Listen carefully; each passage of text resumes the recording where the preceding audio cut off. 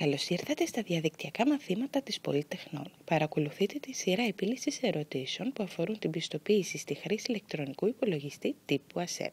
Στο μάθημα αυτό θα απαντήσουμε την ερώτηση. Σταθεροποιήστε τις 4 πρώτες γραμμές του ενεργού φύλου εργασίας. Μπορείτε να αναζητήσετε τα αρχεία που χρησιμοποιούμε στις ασκήσεις στην ιστοσελίδα μας www.polytechnon.gr.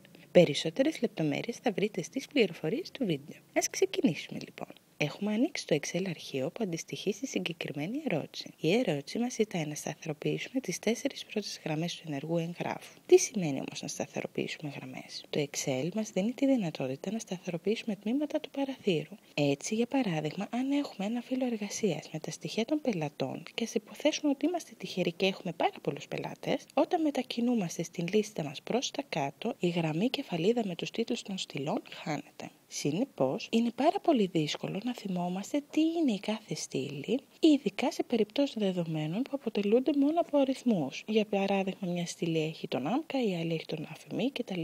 Θα μας βοηθούσε πολύ αν η γραμμή αυτή ήταν σταθερή. Αυτό ακριβώς κάνει σταθεροποίηση τμήματων παραθύρου. Αφού εξηγήσαμε τι είναι το ζητούμενο της ερώτησης, πάμε να δούμε πώς μπορούμε να το κάνουμε αυτό.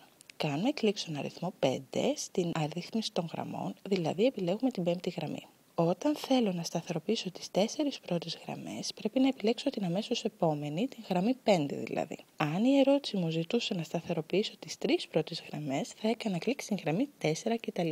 Αφού επιλέξαμε τη γραμμή 5, κάνουμε κλικ στην καρτέλα προβολή και στη συνέχεια κάνουμε κλικ στο κουμπί σταθεροποίηση παραθύρων που βρίσκεται στην ενότητα παράθυρο. Από το μενού που εμφανίζεται επιλέγουμε σταθεροποίηση τμήματων παραθύρου. Παρατηρούμε ότι η διαχωριστική γραμμή μεταξύ της γραμμής 4 και 5 έγινε μαύρη. Αν μετακινηθούμε προς τα κάτω, παρατηρούμε ότι οι πρώτες 4 γραμμές παραμένουν σταθερές στο επάνω μέρος του παραθύρου. Τέλος, η ερώτηση απαντήθηκε με επιτυχία. Σας ευχαριστούμε που παρακολουθήσατε το συγκεκριμένο μάθημα και θα χαρούμε πολύ αν εγγραφείτε στο κανάλι μας στο YouTube και ακόμα περισσότερο για